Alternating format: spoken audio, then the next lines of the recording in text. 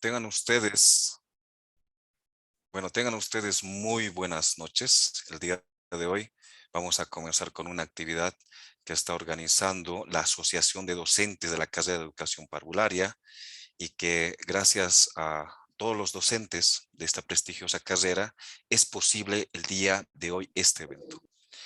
Y bueno, su servidor aquí, licenciado David Pacosillo, ejecutivo de la Asociación de Docentes, muy feliz por el apoyo y el respaldo que se ha tenido de todo el estamento docente.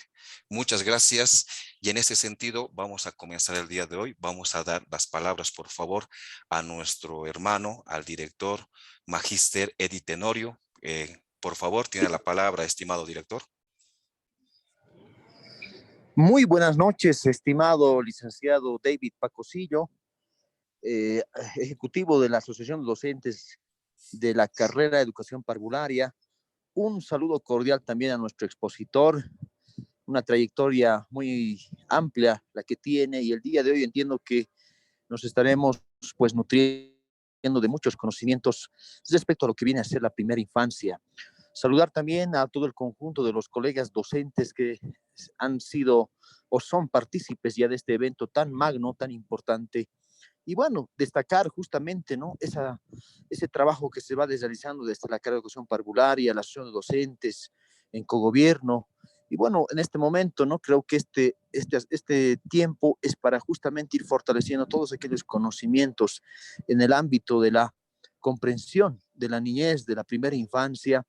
Y bueno, saludar a la asociación de docentes, ¿no? Por realizar este tipo de eventos académicos tan trascendentes que fortalecen la formación de nuestros queridos colegas docentes en el ámbito de lo que viene a ser educación parvularia.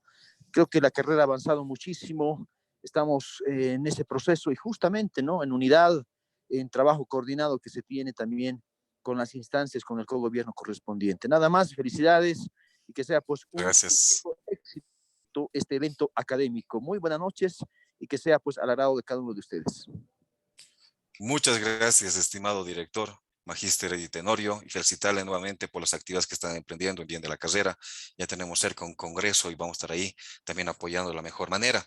Asimismo, vamos a ceder la palabra a un miembro muy importante de nuestro comité ejecutivo, que de igual forma ha ido colaborando y ha sido parte de este evento. Vamos a invitar al Magíster Juliana Paza, por favor, que se pueda dirigir y después vamos a pasar a la exposición de lleno. Estimado Magíster Julián, tiene la palabra, por favor.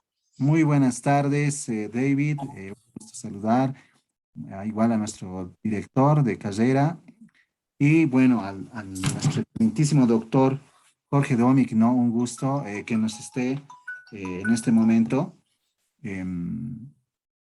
dando esta orientación muy importante que tenemos, ¿no? En la carrera. Entonces, saludar a los colegas, ¿no? A nuestras bases y que, bueno, sea de provecho esta reflexión que vamos a tener sobre ser niño desde la realidad boliviana. Gracias, David. Entonces, que sea de buen provecho para todos. Muchas gracias, estimado licenciado. Bueno, el día de hoy entonces voy a hacer presente a una persona que yo admiro mucho, un gran profesional, que cuando yo era representante de la Unión de Niños Trabajadores de Bolivia, estaba ahí apoyándonos, formándonos, junto con Betsabe Evia, una educadora también a la que respeto y admiro mucho, gente con mucho compromiso que ha entregado su vida, incluso por sectores en desventaja social, gente con mucha experiencia. Y bueno, entre ellos tengo aquí su libro, uno de sus libros que tiene, que es Reflexiones sobre el ser niño desde la realidad boliviana. Tengo el honor de tener este libro y de verdad que vale la pena leerlo. Y para hacer más preámbulo, voy a presentarles al autor, que estoy seguro que lo conocen. Él es el doctor Jorge Domic, actualmente presidente del directorio de Fundación La Paz, una institución que ha aportado mucho en el campo socioeducativo en nuestro departamento y a nivel nacional. Alguien con mucha trayectoria, con mucha experiencia en docencia en la Universidad Mayor de San Andrés y en la Universidad Católica.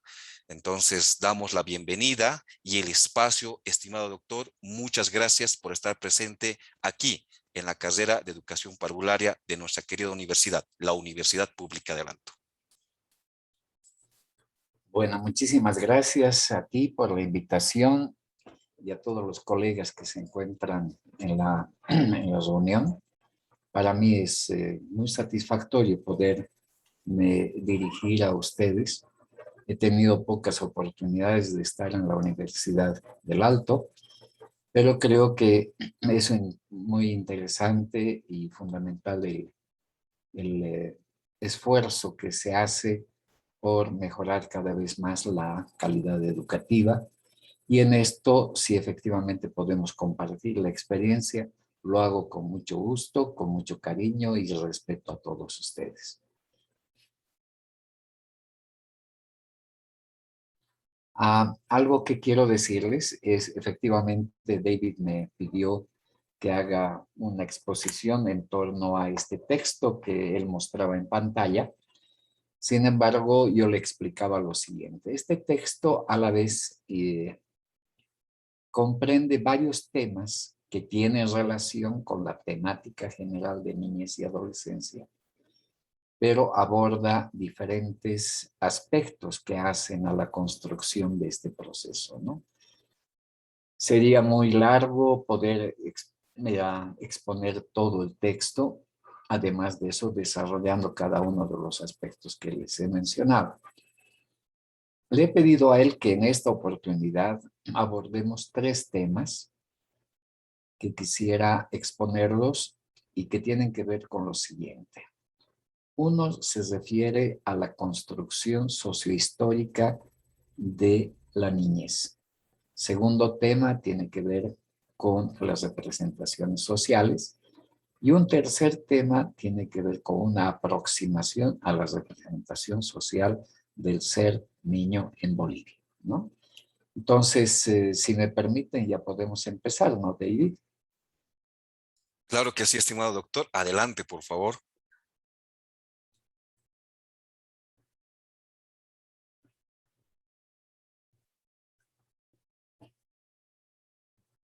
Bien, este tema se basa en 2 investigaciones que han sido desarrolladas en Europa y los autores son Philip Aris, es uno, que hace un recuento de las imágenes, de las pinturas desde la época en la que se tiene antecedentes sobre estas obras, donde examina la presencia del ser niño y cómo se va configurando a través del tiempo. Es decir, toma la iconografía como base fundamental de la investigación. La otra investigación tiene que ver con la construcción, el proceso de construcción sociohistórica de la categoría niño. Esta investigación la realiza de Maus y ambos casi paralelamente, sin conocer que cada uno realizaba su investigación, realizaron todo el proceso y vemos gran coincidencia en los aspectos que ellos investigaron en el proceso histórico. Entonces, voy a hacer, no me voy a referir específicamente a uno o al otro de los autores, voy a referirme directamente de manera conjunta. Y lo otro que quiero decirles es que esta investigación tiene que ver con la construcción de la figura o de la categoría de la infancia en el occidente. Es en la cultura occidental. Esto fundamentalmente en Europa. Cuando vemos los textos encontramos 2 elementos que son centrales. Uno, que la figura de la infancia no es una figura natural, efectivamente, en todas las épocas del desarrollo de la humanidad han existido niños, pero como figura, como categoría social, histórica, cultural, etcétera, no es natural, es un proceso de construcción que se da. Segundo elemento es que no es una categoría unívoca. Esto quiere decir de que no podemos hablar de una infancia universal, es decir, que los niños en todas partes sean iguales. No, los niños son diferentes, aunque en términos genéricos pueden ser como categoría infancia es única. Estos responden a las características históricas, culturales, sociales de cada región, cada etnia, cada país, etcétera, etcétera. Y lo mismo podríamos decir en nuestro país, que el ser niño en el occidente no es lo mismo que ser un niño en el oriente, o ser en el occidente según las clases sociales, los niños son distintos. Y tampoco, como es una construcción sociohistórica, tampoco es una categoría eterna. Si ustedes ven, van a encontrar que, por ejemplo, desde el punto demográfico, desde el punto de vista demográfico, los límites de la niñez van variando. Antes se extendían, se decía niño hasta los 9 años, después hasta los 12, etcétera. Entonces no son categorías eternas. Segundo aspecto es que el ser niño responde a una representación colectiva que es producto de formas de relaciones sociales concretas. Como ya les decía, efectivamente esto tiene que ver con la historia, el carácter social, etcétera, ¿no? Entonces, en la primera época, la llamamos la época del oscurantismo de la infancia. Ustedes saben, desde Europa, desde la colonia, todo aquello que estaba fuera de este ámbito geográfico, social, cultural, etcétera, sea África, Asia o América o Australia, eran considerados como salvajes, no civilizados, respondían a consideraciones de ese tipo. Y a los niños los comparaban con aquellos que para ellos eran los salvajes. Esto nos marca la idea que tenían de los niños, que no es una idea muy lejana de Adam Smith, por ejemplo, que él plantea que hay una invasión permanente de bárbaros al mundo, y esto implica la presencia de los niños que nacen, ¿no? Después vamos siguiendo esta idea del ser niño, y en la época del cristianismo es donde encontramos que se da la primera ruptura. ¿Por qué? Porque según el cristianismo, todo ser humano es hijo del Padre. Esto implica que tanto los niños como los adultos, etcétera, pertenecen a una misma categoría. A la vez, esta visión fomenta la compasión por los niños, porque se considera que los niños también tienen alma como la tienen los adultos. Por eso es que hablamos de que se da una primera ruptura en esta idea, en este proceso de significación que hace a la construcción de la categoría niño. En los siglos X y XI no encontramos que exista interés por la infancia, interés por los niños. Y recién en el siglo XII se evidencian algunos signos de ternura por las fases de desarrollo de los niños. Aquí hago referencia a Philip Aris, quien reconoce que recién en el siglo XII los niños aparecen en las pinturas. Pero hay que reconocer que esta aparición en la pintura no recupera totalmente la identidad del ser niño. Son pinturas de niños, pero con cara de adultos, adultos pequeños, es decir, hay todavía una presencia disminuida y no correcta del ser niño, ¿no? Luego vamos viendo en el medioevo, vemos que todavía ahí no son importantes. En el Renacimiento es que encontramos algunos datos que nos dan cuenta del proceso que se daba con relación a la crianza, a la educación de los niños. Y lo primero que encontramos es que no son necesariamente las madres las que crían a sus niños, a sus hijos, sino en la mayoría de los casos, particularmente entre los feudales, los niños eran entregados a una nodriza. Y recién a partir de los 2 o los 7 años los recuperaba la madre. Nuevamente volvían a ser cuidados por la madre. Esto es interesante porque, si ustedes se acuerdan bien, hay algo que se mantiene todavía y se dice de que la maternidad es un instinto, es algo natural. Y aquí esto nos hace dudar efectivamente si la maternidad es un hecho totalmente natural, instintivo, presente en todas las mujeres, o efectivamente también responde a procesos sociohistóricos. En el siglo XV y en el siglo XVI es cuando ya observamos la presencia de los niños. Aquí ya se reconoce que hay una iconografía laica.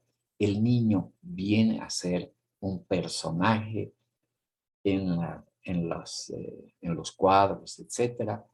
Y algo que es elemento central en las pinturas es que aparece el llamado puto o niño desnudo. Es la primera vez que hay una personificación, una reproducción del cuerpo de un niño, recuperando sus formas, recuperando las expresiones del ser niño. Y en el siglo XVI, imagínense, recién en el siglo XVI aparece la esfinge funeraria de los niños. Antes no aparecía el niño. Los niños eran enterrados como cualquier otra cosa, un animalito, etcétera. No se los recordaba a los niños ni nada por el estilo. Pero recién en el siglo XVI es que aparece la esfinge, en la esfinge funeraria, la figura del niño. Y particularmente con relación a este tema, quiero decirles que el niño aparece en aquellas lápidas que colocaba en los maestros. Aparece ahí, no aparece necesariamente en su propia tumba. Aquí, cuando encontramos el retrato, hay un elemento central, y esto tiene que ver con que los niños salen de este anonimato total. Es muy importante esta época porque efectivamente los niños adquieren una visibilidad social, pero es más, adquieren esta visibilidad social, se convierte en la manera de conservar el recuerdo de un niño muerto. Nosotros sabemos que a través de las imágenes, las fotografías, etcétera, conservamos del entorno con el cual hemos tenido relaciones afectivas, etcétera. En ese entonces, el hecho de que por primera vez aparezca la imagen de un niño muerto y que esto remite a conservar el recuerdo, nos da cuenta del avance que existe en torno a romper este anonimato de los niños, pero además de eso, que ya efectivamente estamos hablando de relaciones afectivas con los niños de importancia, ¿no?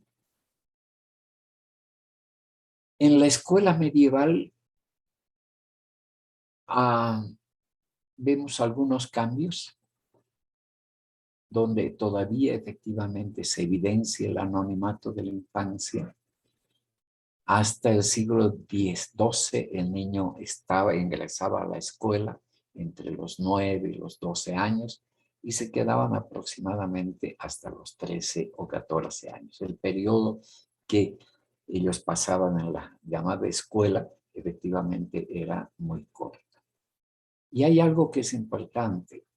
durante su permanencia en la escuela, el proceso educativo con los niños se centraba sobre todo en el control de los impulsos. Esto es fundamental porque efectivamente responde a este proceso, lo vamos a llamar, entre comillas, de domesticación de los niños.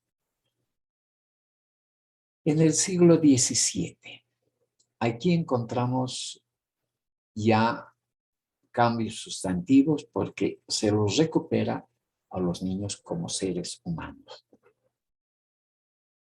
Uno de los elementos centrales es que se piensa que los niños deben ser disciplinados de manera violenta para que estos puedan llegar a ser personas. Se consideraba que los niños eran seres humanos con problemas. Y acá nuevamente se retoma el tema del retrato, va adquiriendo mayor fuerza, etcétera, etcétera. Recién en el siglo XVIII se descubre a la infancia. Aquí efectivamente disminuye el infanticidio, pero hay que ver de que antes el infanticidio podía ser considerado por la Iglesia como un pecado, pero no era un delito. Y esto nos refieren, por ejemplo, ustedes también deben conocer los testimonios, las cosas que se han encontrado sobre la muerte de muchos niños que se mantenían en total anonimato. Pero siempre todavía persiste en el siglo XVIII de que los niños cuando nacen en sí, nacen como seres que había que civilizarlos, porque eran dominados por los impulsos, por los instintos, eran seres malvados, había que civilizarlos. Aunque también reconocemos que por la presencia de la Iglesia hay otra tendencia a considerar a los niños como angelitos, ¿no? Es decir, totalmente inocentes, que no eran corrompidos por la maldad, etc.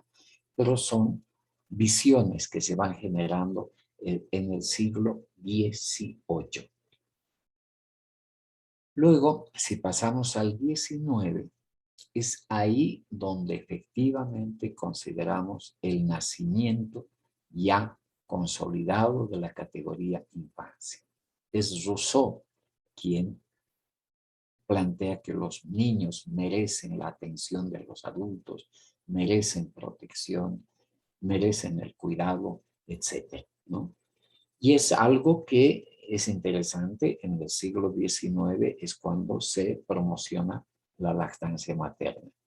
Recién se reconoce la importancia de la lactancia materna, no solamente desde el punto de vista, ¿qué les diría?, nutritivo, sino a la lactancia desde el punto de vista psicoafectivo, en lo que hace a la construcción de la relación madre-hijo, ¿no? Y de lo que hace al desarrollo afectivo y emocional de los niños.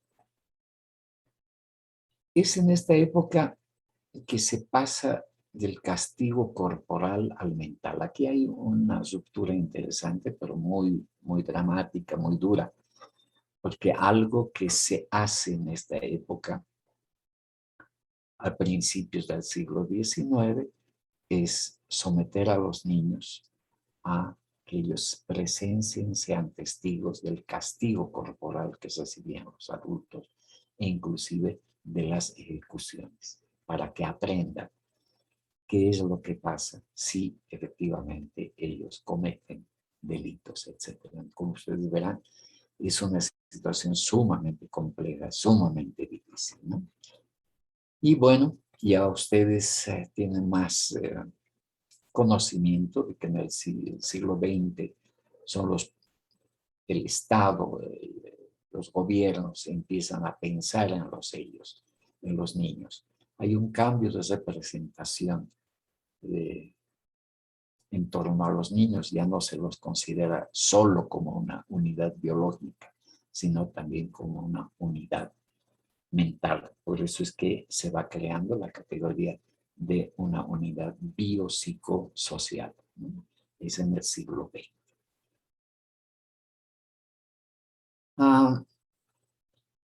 Aquí tenemos que ver que la revolución burguesa, la revolución industrial, hace que efectivamente se genera un cambio sustantivo en este proceso histórico. Aquí es donde nace una nueva visión y se reconoce que el ser niño es algo específico y autónomo de los diferentes grupos etarios que pueden presentarse. Segundo elemento es que hay una valoración social. Recién es cuando se va a cuidar a los niños en función del capital productivo que ellos significan en el futuro. Hay una valoración importante teniendo en cuenta el futuro, no estrictamente el presente. Y desde el punto de vista de las ciencias, en la educación, en la pedagogía, en la psicología, etcétera, se descubre a la infancia como una especificidad psicológica y social que es valorizada por la familia y por la vida colectiva, ¿no? Aquí efectivamente ya se empieza a producir literatura, bibliografía sobre el ser niño. El conocimiento científico también adquiere mucha importancia. Y obviamente, como en todo proceso, hay también tendencias a idealizar la naturaleza del ser niño, etcétera, en función de todos estos aspectos que implican la construcción de la identidad de los niños. Ahora, en el siglo XX hay teorías modernas de la infancia. Hay algo que es interesante ver, por ejemplo, en la sociología, la infancia es solo un capítulo. Pero hoy, desde hace unos 15 años atrás, en la sociología se reconoce una disciplina muy concreta que es la sociología de la infancia. Es decir, se ha empezado a producir muchos elementos y aspectos teóricos, conceptuales sobre la niñez, sobre la infancia, etc., ¿no? Pero aún todavía se lo considera al niño como un ser imperfecto, maleable, carente de razón, etc. Y esto constituye el estatus de minoridad que se le da. Este es un tema que para mí es muy discutible y precisamente creo que uno de los temas que también a ustedes les debe interesar es ver en qué medida es real esto y ver si es que los niños parecería como una página en blanco que se escribe su historia, se escribe el cómo deben ser. En cambio, ya vamos viendo que desde la psicología, por ejemplo, hay una noción sobre la naturaleza infantil que implica un desarrollo evolutivo con leyes que hacen a la maduración psiconeurológica, al proceso de maduración, de crecimiento, etc., ¿no? Ahora, claro que tenemos que ver cuál es el horizonte y cuál es la idea central de qué niño estamos hablando. Y cuando vemos el niño idóneo, el niño, podríamos decir entre comillas, perfecto, el niño modelo, tenemos siempre como base a la idea del niño burgués y no precisamente a la constitución y existencia de los niños de otros sectores sociales, de otras culturas, etc. Es un aspecto que es importante discutir. Uno de los temas que hay que discutirlo cuando vemos al niño como ser social competente, tiene que ver con esta dimensión. Si para la psicología el ser persona es estrictamente centrada en la capacidad de conceptualización, lo cual excluye a los niños. ¿Esto qué nos plantea? Nos plantea un tema muy complejo, muy difícil de resolver. Según esta perspectiva, los niños más pequeños, los que no tienen capacidad de conceptualización, no tienen capacidad de simbolización, entonces no son personas. La idea de la ser persona está articulada con la conciencia, está articulada con la idea de valores, etc. Entonces, los niños pequeños, como no tienen un grado de desarrollo intelectual que les permita tener todavía conciencia, no tienen un desarrollo personal que les permita poseer valores, etcétera, reconocer lo bueno, lo malo, etcétera, etcétera, no serían calificados como personas. Cosas que son totalmente discutibles y que yo creo que se han superado, sobre todo en la Convención de los Derechos del Niño. Pero sí, algo que es también sumamente polémico es el hecho de que se les niega a los niños la capacidad de actoría social, porque se los ve simple y llanamente como seres pasivos, consumidores de mercancías, etc.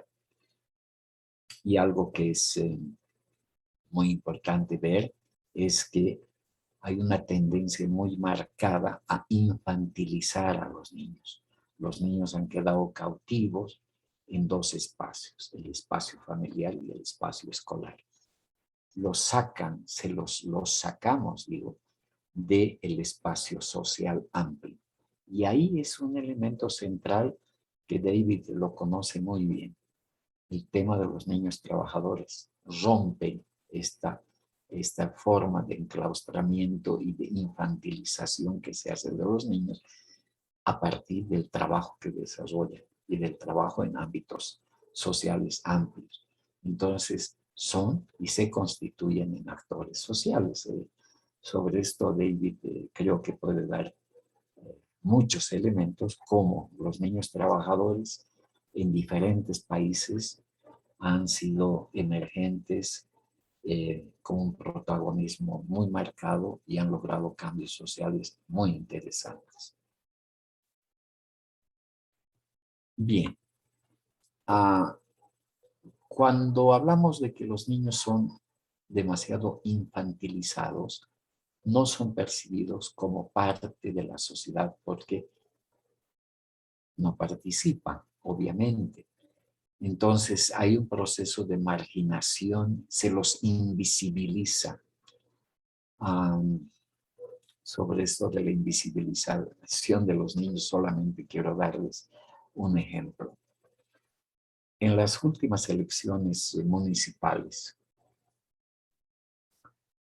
¿ustedes consideran que los niños están presentes en los programas de gobierno municipal que se han presentado? Deben ser excepciones, en una o dos. La gran mayoría no existen, no son parte fundamental del desarrollo humano. Entonces hay un proceso de marginación permanente y de invisibilización. Solo se los ve como perspectiva demográfica, como números, como cifras, como estadística. No se aprecia el aporte al proceso de reproducción, no solamente familiar, sino al proceso de reproducción social. Todavía persiste la idea de que los niños son propiedad de los padres. Los niños no son propiedad de nadie, ni del Estado, ni de los padres. Los niños son personas con derechos. Una cosa es ser hijo de alguien, pero no propiedad de alguien, ¿no es cierto? Entonces son elementos que sí debemos tomarlos en cuenta. Y en esa perspectiva, cuando vemos a los niños como seres específicos y particulares, esto los reconocemos en la Convención de los Derechos del Niño. La Convención nos plantea prácticamente una nueva ideología sobre los niños, niñas y adolescentes. Esto no quiere decir de que hayan vacíos en la Convención. Quienes han investigado y conocemos la Convención, ahí elementos que sí creemos que deben haber sido incorporados. Por ejemplo, el tema de la niñez indígena no está presente en la convención. La especificidad del ser niña y adolescente mujer no está presente. Y el tema de los derechos ecológicos de los niños tampoco está presente. Sí, hay elementos que todavía se constituyen en vacíos, pero ha significado un gran avance. En la convención, efectivamente, se reconoce el derecho a la participación, pero todavía el derecho a la participación es concebido como un derecho tutelado por los adultos. No se habla de protagonismo, no se habla de la participación política, no se habla de los derechos sexuales y reproductivos. Es decir, hay todavía algunos aspectos que deben ser considerados. En sí, reconocemos que efectivamente los derechos son expresión de las necesidades humanas y efectivamente este es un avance. Sin embargo, como les digo, hay todavía serias dificultades. La convención fue elaborada en 15 años, pero cuando vemos la parte conceptual, cómo se define el ser niño, ahí nos encontramos con esto que dice, ser niño es todo ser humano menor de 18 años de edad. Y esta es una definición totalmente ambigua. Los estadísticas, los planteamientos demográficos de la edad a veces son planteamientos cancelatorios. Aquí se plantea 18 años. Imagínense, hay diferentes problemas que se presentan, porque por ejemplo en nuestro país a los 14 años deja de ser un adolescente, puede ser varón o mujer, deja de ser solamente privado por el tutelaje. A los 14 años, perdón, ya puede ser, a partir de los 14 años puede ser juzgado penalmente. Entonces, de repente, aquí hay una incompetencia total. A los 14 años, un adolescente tiene que saber distinguir entre lo bueno y lo malo, pero a los 18 años recién puede votar, puede participar en elecciones. ¿Cómo esta incongruencia? Si es que tan tempranamente le pedimos que un adolescente pueda reconocer entre el bien y el mal, entre tener los valores consolidados para ser inimputable o imputable, ¿cómo es que a los 18 años recién puede elegir? Entonces, seguramente yo creo que efectivamente se podrá un muchacho de 14 años también dar cuenta de la diferencia que puede existir entre un Sánchez de Lozada, entre un Evo Morales o entre otros candidatos, otros personajes políticos, ¿no? Bien, entonces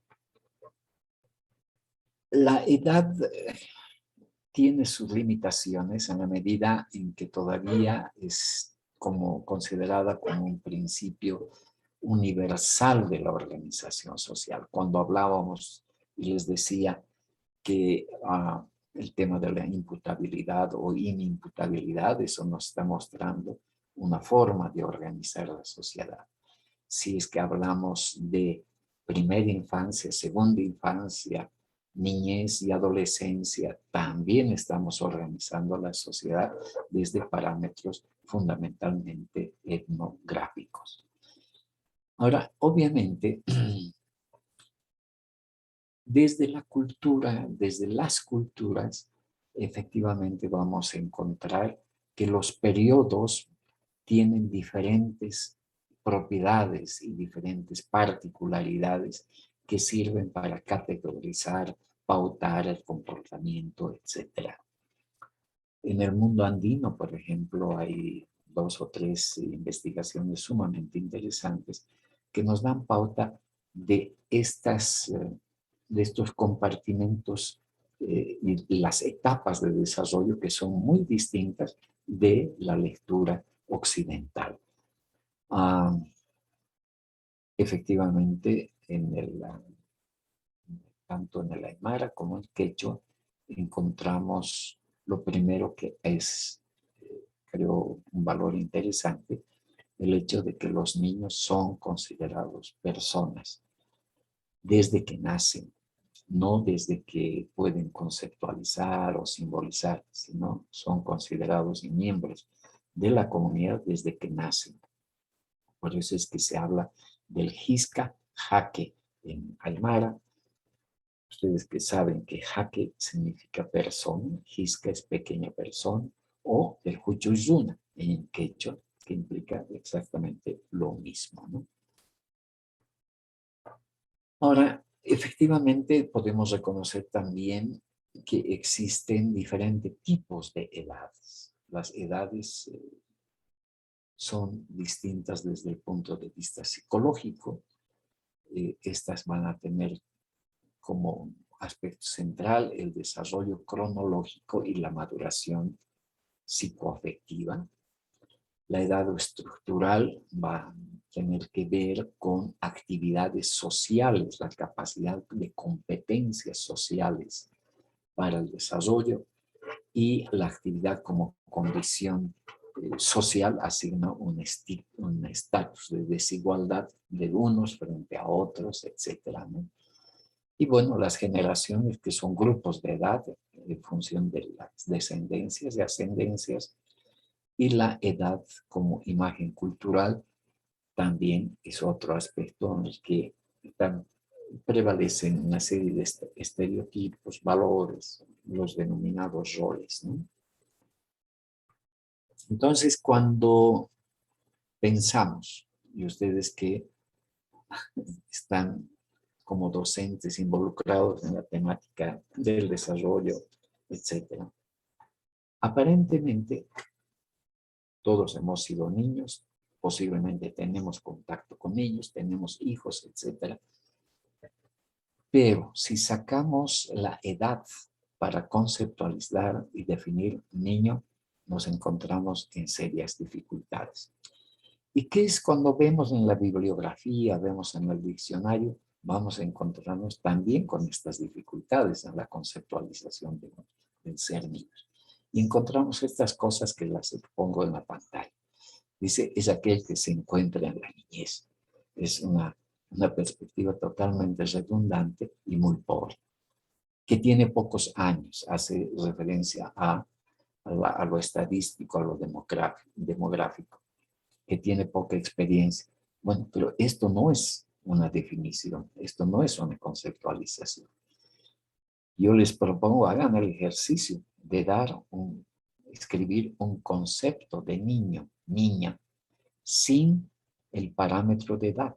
Y vamos a ver que efectivamente es muy complejo, muy difícil. Bien, esta es la primera parte que quería exponerles.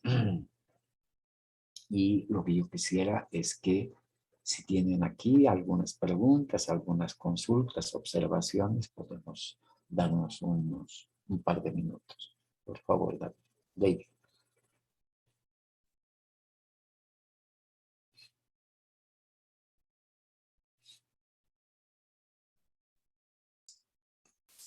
Muy bien, ya me han dado el micrófono. Entonces, claro que sí, vamos a habilitar sobre esta temática tan interesante, tan desarrollada de la mejor manera.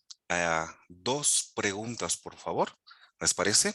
La modalidad es la siguiente. Tienen que levantar, si está habilitado, me confirmas, por favor, Pame, la manito para ver si pueden participar, por favor. Pueden levantar, si alguien tiene alguna pregunta, la manito, le vamos a ceder la palabra. Dice su nombre y su pregunta. ¿Está bien? O una reacción, por favor. Pueden levantar la mano si está habilitado. Está habilitado. Muy bien. ¿Hay alguien que quisiera hacer una pregunta sobre este primer eje temático desarrollado por nuestro doctor Jorge Domig? Muy interesante. A mí me llamó la atención el tema del concepto de la niñez, por ejemplo, ¿no? Si hay alguien que quisiera hacer alguna pregunta, por favor, solo tiene que levantar la mano virtual, le vamos a ceder la palabra, por favor.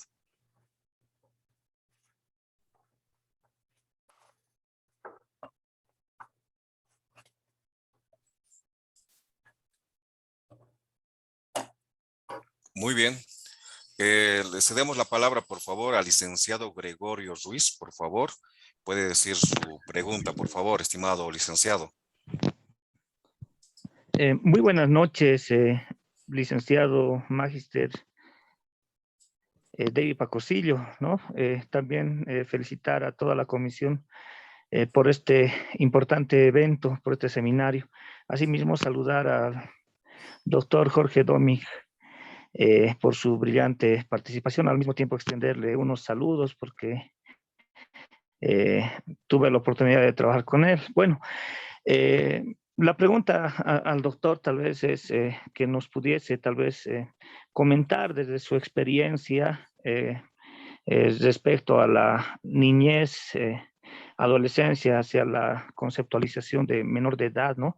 Desde el mundo andino, ¿no? Desde la cultura andina, ¿qué es lo que pudo tal vez recuperar en relación a esa conceptualización que tenemos desde nuestras culturas? Eh, Doctor Jorge Domig. Y muchas gracias por esta oportunidad nuevamente.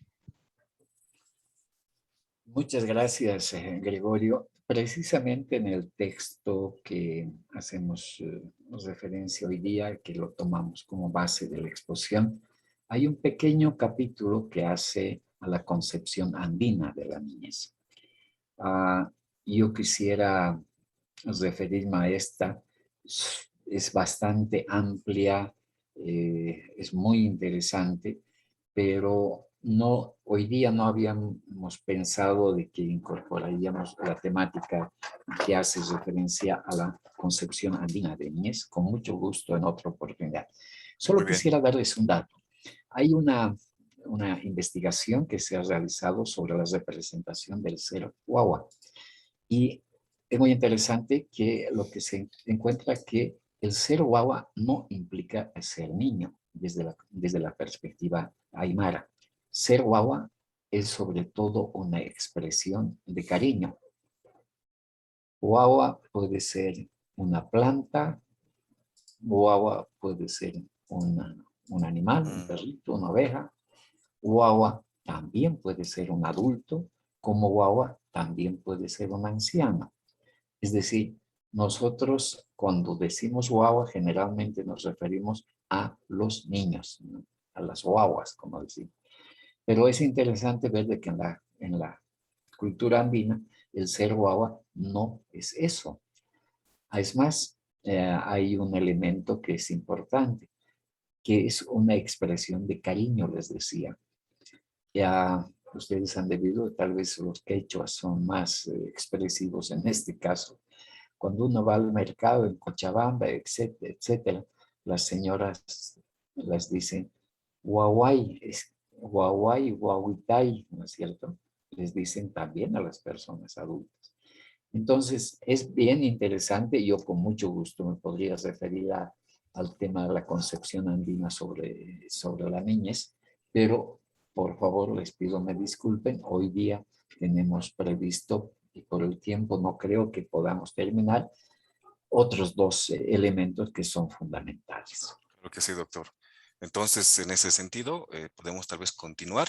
Estamos comprometiéndole entonces para un segundo evento sobre ser guagua como una temática que podemos utilizar también en futuro. Gracias, doctor. Podemos continuar entonces. Gracias. Segundo aspecto, me quiero referir a las representaciones sociales. Este es un tema sumamente interesante en la psicología social.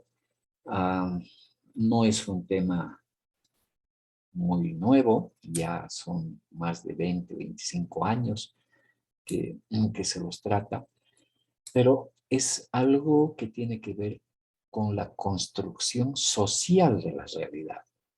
Esto quiere decir cómo nosotros construimos nuestra realidad.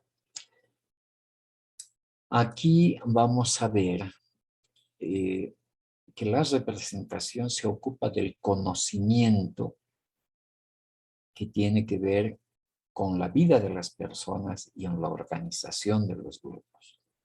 Es un conocimiento en el sentido amplio, incluye contenidos cognitivos, afectivos, simbólicos. Muchos dicen que es la representación social no es otra cosa que la ideología del sentido común. No se necesita para eso una escuela, no se necesita una universidad para construir representaciones sociales. Las representaciones sociales se construyen, como dice su nombre, socialmente, culturalmente, históricamente. Y estas representaciones designan el sentido común de los procesos generativos, funcionales, socialmente caracterizados. Es la elaboración de un objeto social por una comunidad. Y aquí hay que ver de que no todo en la realidad son objetos sociales. Posiblemente las piedras no son objetos sociales porque no tienen importancia, etc. Quiero plantear, el agua que está en el río posiblemente no es un objeto social, pero el agua bendita sí es un objeto social porque tiene un significado y una trascendencia muy importante. Posiblemente el agua potable, etcétera, también tiene un objeto social, sobre todo en comunidades donde hay escasez de agua. Inclusive ustedes deben acordarse, en Cochabamba hubo la guerra del agua, ¿no? Pero es poco probable de que en otras sociedades el agua del río tenga un significado social. Pero sí, en todos los países católicos, etcétera, el agua bendita sí tiene una significación social bastante marcada, ¿no? Entonces, las representaciones sociales son elaboradas y compartidas socialmente. Las representaciones sociales tienen que ver mucho, influyen mucho en el comportamiento social del grupo, en la organización, y además de eso, organizan y estructuran los contenidos de la realidad. Cuando yo les digo que las representaciones tienen que ver con el comportamiento de los individuos, quisiera poner un ejemplo. Si es que nosotros pensamos qué son las mujeres en una sociedad como la nuestra, que tiene un marcado énfasis patriarcal, machista, veremos que efectivamente el cómo los hombres conceptualizan a la mujer va a definir el comportamiento de ellos hacia ellas. En una sociedad, la nuestra, donde se valoriza mucho aspectos referidos a la sexualidad, a la sensualidad, etcétera, eso va a marcar el comportamiento de los hombres hacia las mujeres. Entonces, es importante ver cómo... Estimado doctor, un momentito, por favor. Es Nelson, por favor. Estimado Nelson, no sé si puedes apagar tu micrófono. Muchas gracias. Entonces, lo que les decía es que los significados se construyen socialmente. Algo que me parece importante es, por ejemplo, les voy a dar un ejemplo que generalmente lo utilizo. Cuando en la ciudad de La Paz preguntamos sobre el Puente de las Américas. Para ustedes, ¿qué es el Puente de las Américas? ¿Qué significa el Puente de las Américas? Mucha gente dice peligro, significa suicidio. Casi muy pocos hablan de que el Puente de las Américas es una obra de la ingeniería civil. Esto que hace al significado del puente como suicidio, como peligro, etcétera, es parte del proceso que ha significado su construcción. Otro ejemplo del pasado. Hace 20, 30 años atrás, en La Paz se presentó una epidemia de cólera. Deben ustedes tal vez tener referencias sobre eso. Y los primeros casos de cólera se presentan en Río Abajo, en comunidades campesinas aymaras. ¿Cuál fue la reacción en estas comunidades? ¿Qué es lo que dijeron frente a la inusitada y repentina muerte de las personas que enfermaban en cólera, ¿no? Con el cólera? Decían que apareció el cari-cari, porque había que darle sentido, había que darle una interpretación a lo que estaba pasando. Entonces, inmediatamente surge desde la mitología, etcétera, el cari-cari, que ustedes lo conocen, deben saber de esto. Y es lo que daba sentido, es decir, las familias empiezan a 7 de la noche a cerrar sus puertas, no salir de noche, etcétera, etcétera, por temor al cari-cari. Cuando revisamos la historia, encontramos que el personaje del cari-cari nace en la época de la colonia. ¿Y qué es el cari-cari? Ustedes saben de que los principales enemigos de la Iglesia Católica en los tiempos de la colonia eran los yatiris, los cayahuayas, los calliris, colliris, etc. Y la Iglesia, pues, organiza una persecución muy sañuda contra ellos. Y ellos se defienden creando este personaje cari-cari, que no es otro que un personaje regordete, etcétera, que saca grasa de la parte del estómago y a partir de ese hecho mueren las personas, ¿no? ¿Cómo es que nace esta idea de que sacan grasa? Porque los cayahuayas, etcétera, decían de que las velas de cebo que utilizaban en las iglesias, etcétera, eran producto de la extracción de la grasa de los seres humanos hecha por el cari-cari. Por eso es que en las comunidades campesinas, cuando les decimos, les preguntamos, ¿cómo es el cari-cari? Hablan de un personaje regordete que tiene una especie de túnica parecida a una sotana, etcétera. Es la imagen más o menos de un cura, ¿no? Bueno, en ese entonces todos decían es el cari-cari, cari-cari, el hecho de que produce las muertes de una manera repentina, etcétera, en la comunidad. Se tuvo que crear un icono para mostrar qué era el cari-cari y en la televisión, etcétera, crean un pequeño bichito como de dibujos animados que muere cuando se le echa el DG6, en esa época se populariza el DG6, cuando se le echa lavandina con un poquito de agua, etcétera, ¿no? Que era la forma de prevenir y de combatir el cólera. Entonces, lo primero que surge es la idea del cari-cari como una especie de representación de aquello que se llamaba cólera. Entonces, esa es una construcción social evidentemente distinta totalmente del concepto científico que se puede tener. Ahora, las representaciones sociales se presentan en las comunidades, en colectividades, pueden ser en clases sociales, etc. En las culturas es diferente y demás. Y las representaciones sociales tienen una estructura interna y obviamente una serie de procesos que las implican, ¿no? Entonces, como les decía, la representación social no es otra cosa que un conocimiento colectivo que se construye a partir del discurso y la comunicación.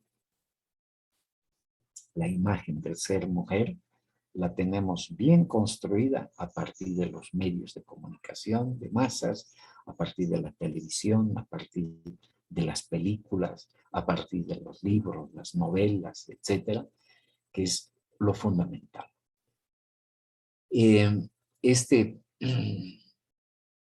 Esta forma de conocimiento se socializa colectivamente y obviamente de manera también individual, pero en su génesis es siempre un producto social. Es la representación social de un objeto o de un sujeto en relación con otro sujeto, siempre en relación con el otro, no hay una representación por sí sola. Ahora, la representación social tiene siempre dos caras, una figura y un sentido. Es como una moneda que tiene dos caras. Es la representación de un objeto, ya habíamos dicho, tiene el carácter de una imagen. Por ejemplo, si yo les diría, ¿qué piensan ustedes? ¿Cómo representarían a un niño trabajador? Posiblemente la imagen que ustedes me van a dar, la figura de este niño trabajador en La Paz, que es la más conocida, va a ser un niño con su cajita de ilustrar zapatos. El sentido de un niño trabajador va a ser distinto. Para algunos será que es un niño pobre, etcétera. Para otros será que es un niño digno, es un niño trabajador, esforzado, sacrificado, etcétera. Son diferentes los sentidos desde el punto de vista desde donde los podamos ver. Es decir, esto también tiene un carácter simbólico y significante, ¿no? Es parte de un proceso que se ha ido construyendo creativamente y de manera autónoma. Ahora, hay dos aspectos que son centrales en las representaciones, la objetivación y el anclaje. La objetivación es cuando una representación social ya se estructura y adquiere imagen, como les decía, por ejemplo, en el caso del niño trabajador. Se objetiva en este niño que tiene una cajita de ilustrar zapatos, etcétera, se objetiva en estas ideas que hacen a la visión que se tiene sobre este niño trabajador en torno al esfuerzo, el sacrificio, la competencia social, la independencia que tiene, la capacidad de sobrevivencia que tiene, etcétera, etcétera. Y el anclaje es cuando esta representación social nace y hace ya raíces en la sociedad. Se instaura, se queda como parte central de aquellos significados que pueden haber. Toda la representación social tiene un núcleo que es central y tiene elementos periféricos que hacen a su significado, ¿no? Ahora, con relación a la transformación, hay procesos lentos, progresivos y muy rápidos de construcción y de destrucción de las representaciones sociales. Y es en ese sentido que efectivamente lo que voy a exponerles después tiene que ver con cómo se construye el significado del ser niño. Aquí tienen que ver muchos factores. Uno de los factores es, por ejemplo, nuestra vivencia en la niñez. Si nosotros le damos a un arquitecto la tarea de construir un parque infantil, posiblemente ese arquitecto va a recuperar sus ideas de sus necesidades, de sus vivencias, de sus experiencias, de cuando era niño, fuera de los conocimientos técnicos, etcétera, que ha podido adquirir. Pero en parte va a representar estas ideas en la obra que va a tener. Entonces, por eso es que hay hechos interesantes en cómo se construyen las representaciones sociales, ¿no? En ese sentido, hay que entender que el ser niño, la representación, el significado del ser niño va a ser distinto desde el punto de vista de la cultura, la historia, la sociedad, etc. Hay una autora que a mí me gusta el ejemplo que ella da cuando dice ella que no hay, lo que les comentaba al principio, no hay un niño universal que sea igual aquí, en Rusia, en China, en Estados Unidos o donde sea. Son niños distintos. Y ella toma el ejemplo de Mafalda. Mafalda, ustedes saben, y con absoluta seguridad ustedes han leído Mafalda. Entonces, ella recupera el ejemplo de Mafalda y ella dice que hay modos distintos de ser niño o niña. En Mafalda, en las historias que presenta, se presentan en torno a Mafalda, Manolito es el niño trabajador, es quien más expresa su condición de descendiente de los migrantes. Segundo, Mafalda como figura es una niña que impugna a los adultos que han hecho del mundo un lugar injusto, desigual, violento, etc. Miguelito es el infante inocente, permanece protegido de la vida adulta, etc. ¿no? Susanita aparece como el prototipo de una conservación conservadora y pueril del ser mujer. Libertad enuncia la politización de una generación que quiere intervenir activamente en los asuntos públicos. Entonces, en Mafalda vemos de que existen diferentes tipos de niños, no son iguales. Me parece un ejemplo sumamente interesante el que plantea Inés Dussel, la autora de esto que les acabo de comentar. Bien, antes de pasar al último tema, quisiera preguntarles, yo sé que el tema de las representaciones sociales, presentarlo de manera tan escueta, es un poquito difícil, un poco complejo, muy abstracto, pero si es que hay alguna duda así muy concreta, por favor, quisiera escuchar. Muy bien, entonces, si hay alguien que tiene alguna pregunta, la misma metodología, puede levantar por favor la manito virtual y después le cedemos la palabra y pueden hacer la pregunta. ¿Está bien? Entonces, nos vamos a dar 10 segunditos para que podamos hacer ese detalle. ¿Está bien?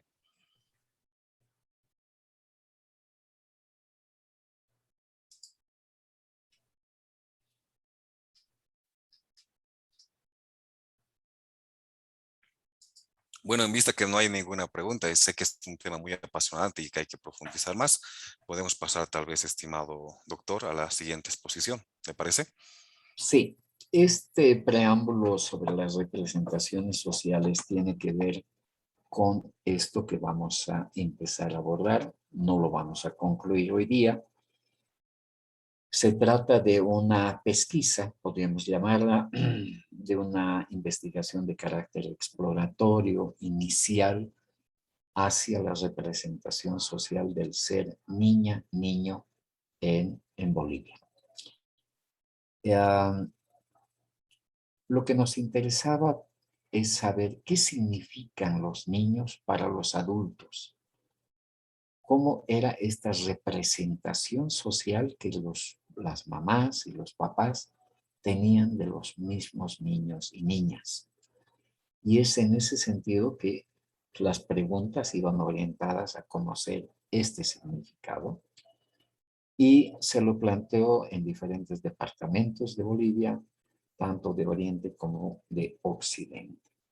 Les voy a referir las ideas que hacen a las respuestas y que tienen que ver con esta primera aproximación. No es total, es, como les digo, inicial, y esto no necesariamente implica que sea un estudio acabado, etcétera. Hay vertientes que son muy interesantes y que entran en contraposición con muchas de las cosas que les voy a presentar. Para las mamás, para las papás, etcétera, ¿qué es lo que decían? ¿Qué es un niño? Unos decían, es un pedazo de carne de uno.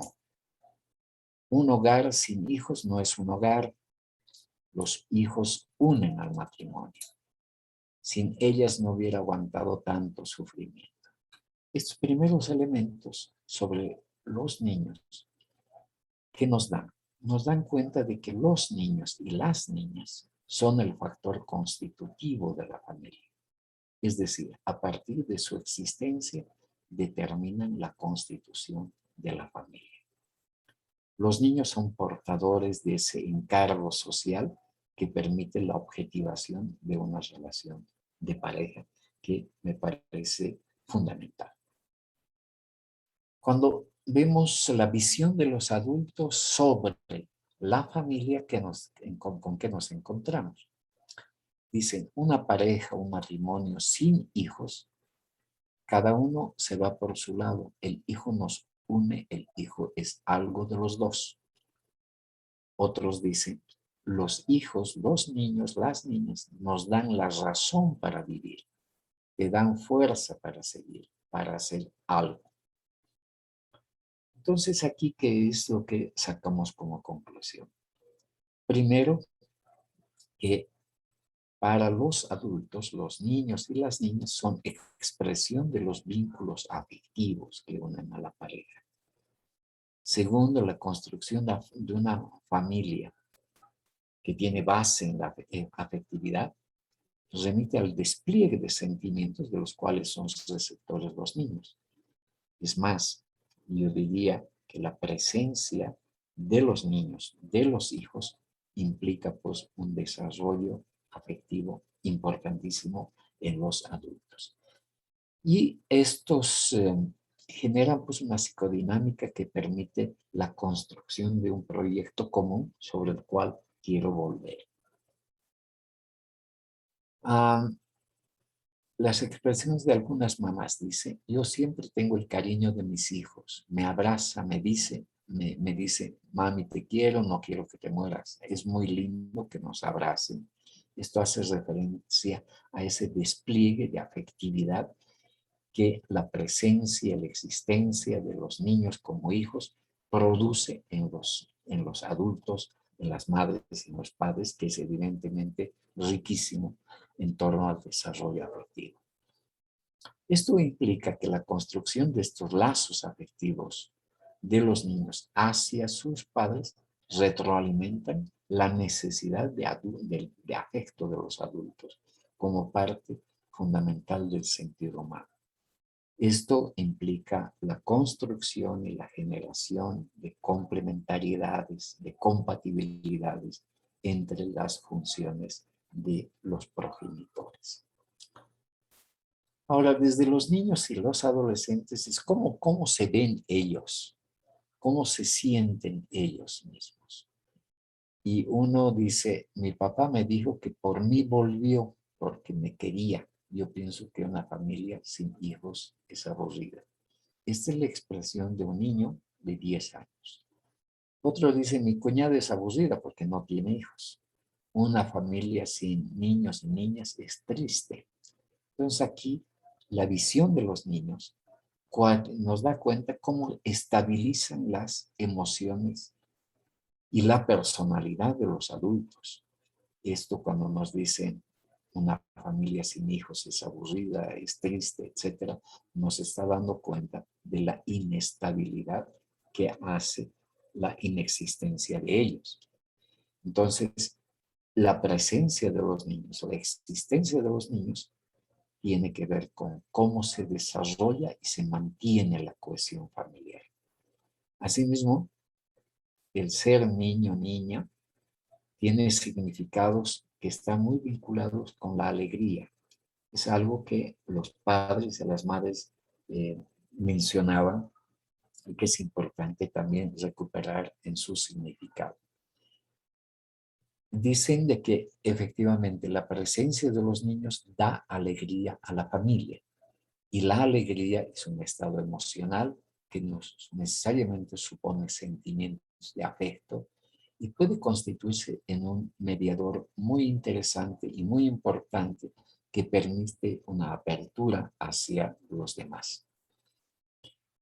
Vamos a ver de que efectivamente la familia es un espacio privado y de intimidad que se construye sobre relaciones afectivas, que se fortalecen a partir de la presencia de los niños y se impregnan de la alegría que estos niños en su existencia, en su interacción, permanentemente dan a la familia. En el imaginario social, los niños son un componente básico de felicidad que puede alcanzar una familia. En ese sentido, si ustedes se dan cuenta, hay una serie de contenidos que hacen al significado del ser niño. No es aquello que veíamos en la anterior parte, cuando es difícil de conceptualizar. Efectivamente, así es difícil de conceptualizar y escribir, pero sí podemos entender de que el concepto, el significado del ser niño, la representación social del ser niño en las familias está impregnada de estos elementos que hacen a esta idea. Otro aspecto desde las mamás que es importante recuperar y que tiene que ver con el significado de los niños. Un niño, dice, le da a uno esperanza de un mañana y le da fortaleza de seguir luchando, ver hacia adelante que ese niño sea mejor que yo, mejor que el papá.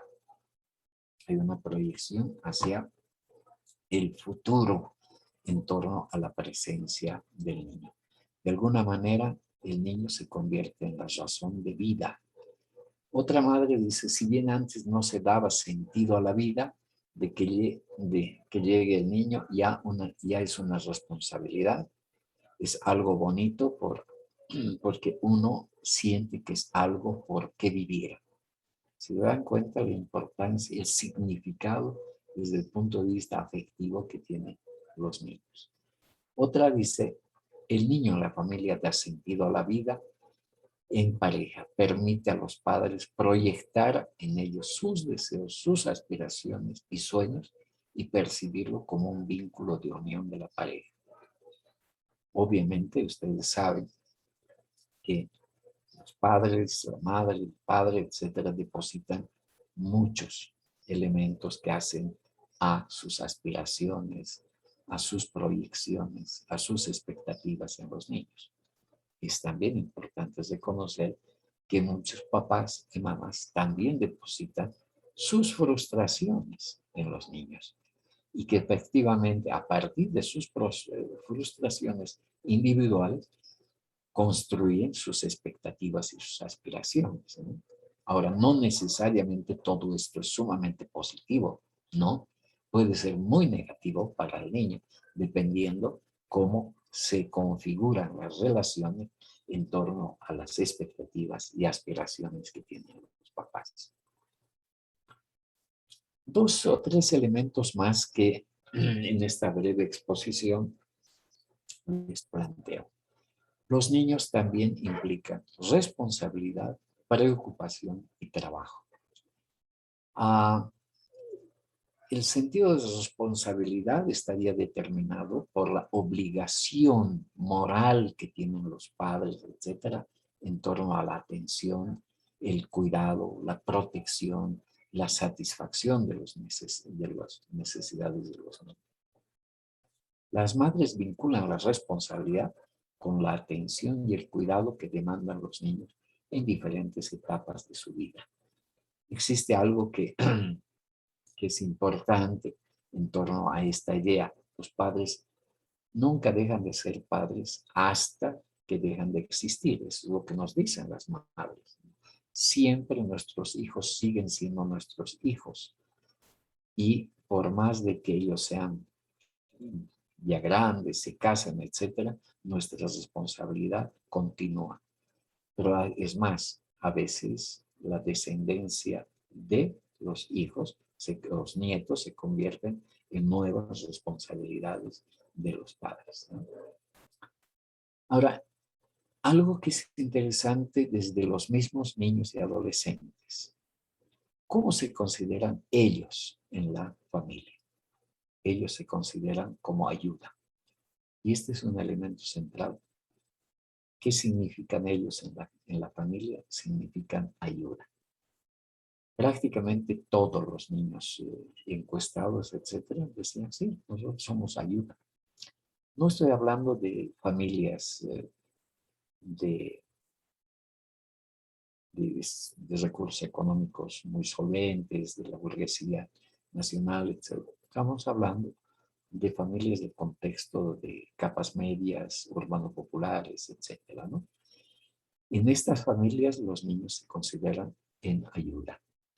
Y esto es interesante porque algo que la experiencia de los niños es en el autorreconocimiento y la proyección del yo. Ellos adquieren significado en la familia a partir de que ellos ayudan. Y efectivamente ayudan en muchas tareas. En lo que vemos las actividades que desarrollan los hermanos, la limpieza, etcétera. Los niños participan en muchas formas y en muchas, cubriendo muchas actividades y necesidades, ¿no? Entonces, algo que es importante es ver también cómo los niños adquieren significado en las familias. Otro elemento que hace a la percepción de los padres y la participación de los niños, ellos asumen que los niños ayudan porque es algo natural que debería estar. Obviamente es algo natural en la medida en que ellos, cuando eran niños, también participaban y ayudaban en la casa. Ahora, efectivamente podemos pensar que habría que investigar un poco más el término de ayuda. ¿Qué significa ayuda? Para algunos papás, ayuda invisibiliza el trabajo de los chicos y las chicas. Cuando se les pregunta a algunos papás y se les dice, ¿su hijo o su hija trabaja? Ellos dicen, no, no trabaja, me ayudan más. Y este es un proceso de invisibilidad de la capacidad, etcétera, de los niños y las niñas. Otro elemento que es interesante ver es que para los padres y las madres la obediencia. Y obviamente la obediencia se incorpora pues como un elemento central en la relación jerárquica que existe en la familia. Jerárquica desde el punto de vista del adulto hacia los niños, que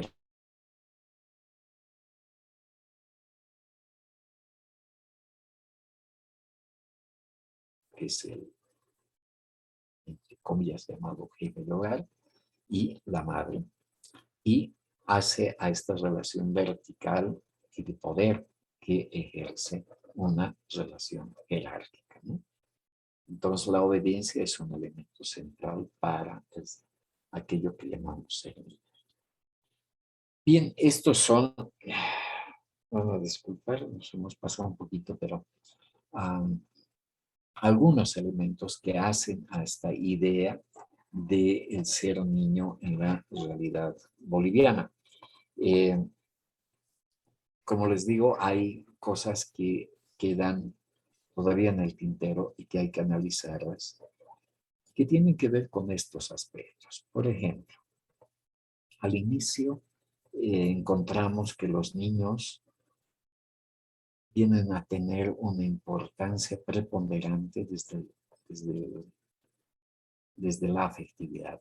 Son muy importantes para la relación de pareja, son los que constituyen a la familia, son los que pueden reforzar las relaciones afectivas entre la pareja, le dan sentido, etc. Surge la pregunta, si es que los niños son tan importantes, tan significativos desde el punto de vista afectivo, emocional, social para los padres de familia, ¿cómo es que la familia es el principal espacio de violencia? ¿Cómo es que los niños y las niñas se convierten en las primeras víctimas de violencia?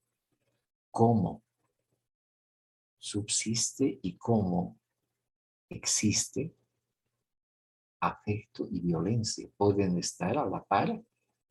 ¿Son complementarios? ¿Se contradicen? Etcétera. Entonces, son elementos que efectivamente también son importantes considerarlos cuando vemos el significado del ser niño en las familias, ¿no? Yendo más allá todavía,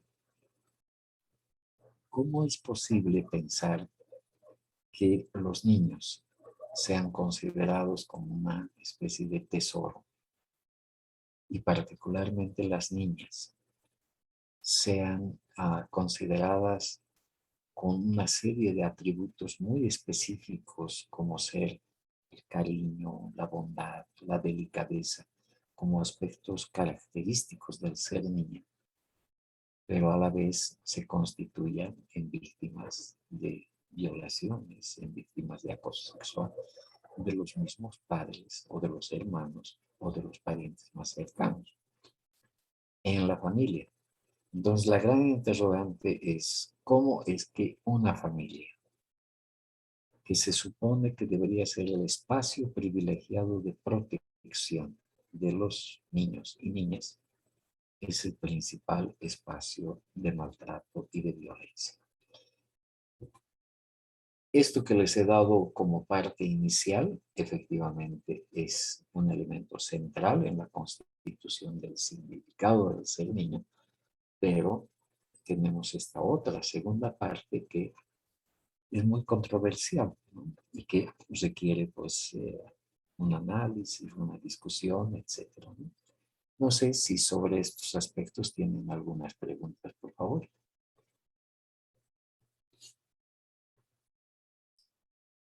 Muy bien, quiero agradecer esta tercera exposición. Si alguien tiene, por favor, alguna pregunta, le pedimos que pueda levantar la mano virtual y vamos a ceder el espacio para aclarar o profundizar alguna temática. ¿Está bien?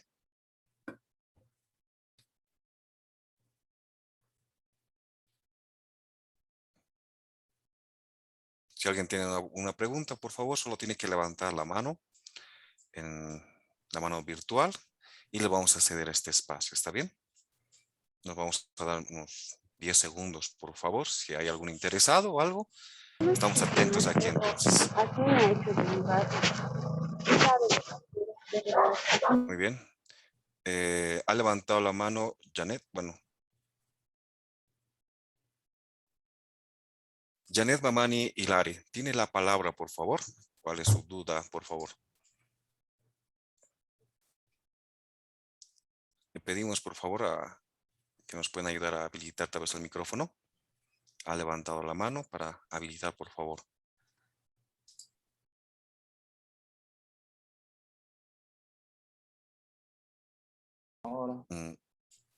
Hola, Janet Mamani, ¿se puede, por favor?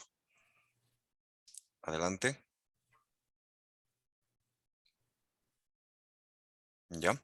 No sé si hay alguien más, por favor, que quisiera tal vez hacer alguna consulta, alguna pregunta. Estamos aquí atentos para poder aclarar estas dudas. Y si no, vamos a pasar al cierre del evento.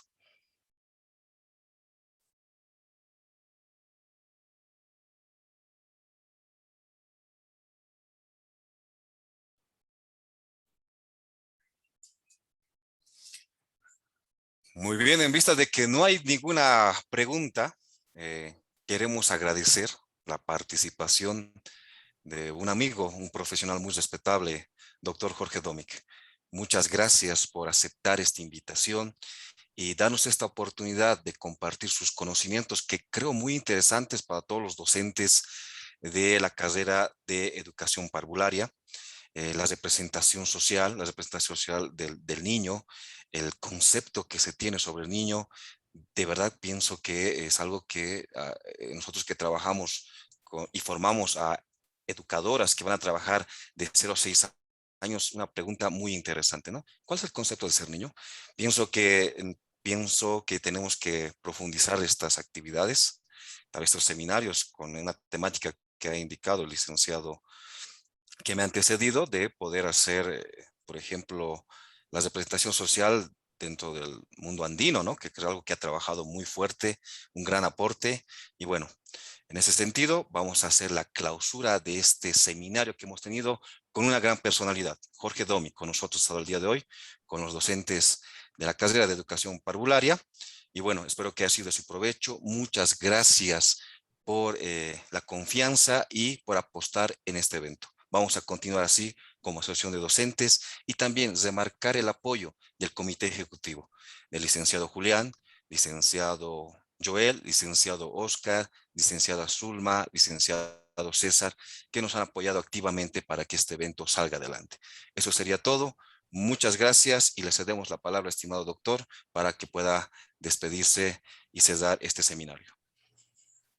Muchas gracias, David. Una cosa que me parece importante comunicarla y expresarla es que efectivamente este tipo de temas son complejos, son muy controvertidos, no responden a una perspectiva simple y llana de conocimiento. A veces lo que nosotros vemos en los libros de psicología, de pedagogía, etcétera, no nos dan cuenta de elementos centrales que, por ejemplo, hacen al significado de ser niño, etcétera. Y nos dan perspectivas totalmente, yo diría, no basadas en la realidad nacional, etcétera, ¿no? Entonces, esto simple y llanamente nos abre la posibilidad de cuestionar, la posibilidad de pensar, de reflexionar y obviamente de pensar en que quienes vamos a trabajar con niños debemos tomar en cuenta que estamos trabajando con personas que son capaces de pensar, capaces de actuar, de participar. Y lo otro que es fundamental, hay que romper esta idea de infantilización de los niños. Hay que recuperarlos a los niños como personas integrales. En ese sentido, muchísimas gracias a ustedes y espero que en alguna otra oportunidad tengamos la posibilidad de una interacción un poco más viva, más activa. Gracias, pues. No, a ustedes muchas gracias, estimado doctor, y a todos los docentes y personas muy importantes en este evento. Les deseamos todo lo mejor y muchas gracias por confiar aquí en la Asociación de Docentes, su servidor, licenciado David, siempre tratando y apoyando estas actividades académicas. Que les vaya muy bien, muy buenas noches, les deseamos todo lo mejor. Gracias.